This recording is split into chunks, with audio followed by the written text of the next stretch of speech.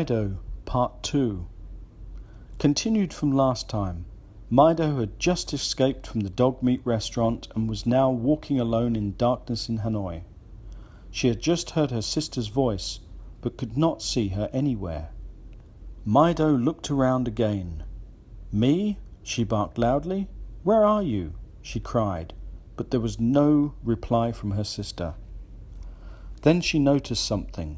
Me was inside a filthy old cloth bag, and she was being taken away on a stranger's motorbike.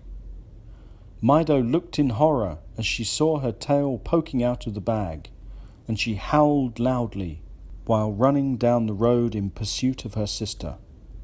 The motorbike slowed down and pulled into a yard of an old, dirty-looking house. Mydo slowed down and crept along the front of the house. She peeked in through the open gate, and she could see her sister being carried into the house, and she winked to her in reassurance. Mydo crawled into the courtyard and went unnoticed to the front door. She stared into the darkness, but no one seemed to be around, so she went inside. The house smelt terrible, and it was very dirty.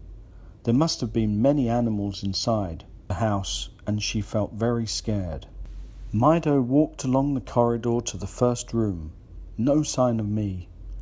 Then she saw them in the second room. Almost 50 dogs, cats and monkeys were in there. She could not believe her eyes. Then she saw me. She was on the right side of the room in a tiny cage. She looked very uncomfortable and scared to death. Mydo ran over quickly and unlocked the cage. Me crawled out slowly and hugged her tightly. "What about the other animals?" she said. Mydo looked around at the animals. Some of them have been there for a long time. One or two are already dead. "I don't know, sis," she said in a troubled voice.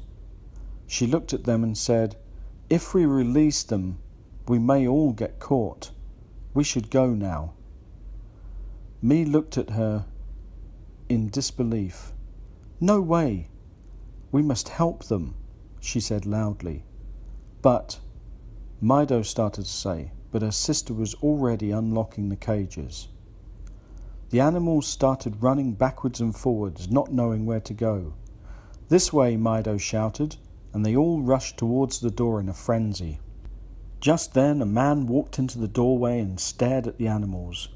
"Get back in those cages," he yelled, and some of the animals started to return to their cages. Me looked at them and shouted, "No, stop! We must escape! Now!"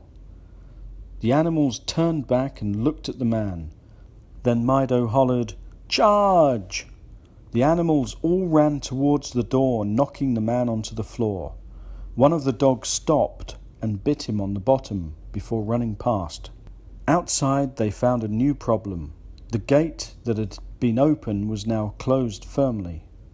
"What now?" hollered the animals loudly. Before anyone could answer, a group of monkeys ran back into the house. "No, wait!" barked Mydo, but they didn't listen to her. A few seconds later they came scampering back out into the courtyard holding some keys. They ran over and unlocked the gate quickly. The last animal ran through to the outside just as the man was coming out of the house. Lock it now!" woofed Mydo.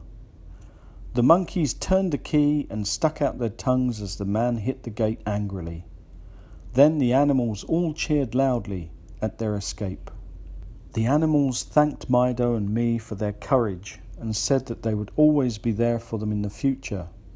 One of the cats gave Mydo the collar from around its neck. Mydo felt very proud for her courage in helping the other animals escape, and waved her paw as the animals disappeared into the darkness. Mydo and me walked slowly home, keeping well away from the road and any strangers they saw on the way. The end. Thanks for listening. See you next time.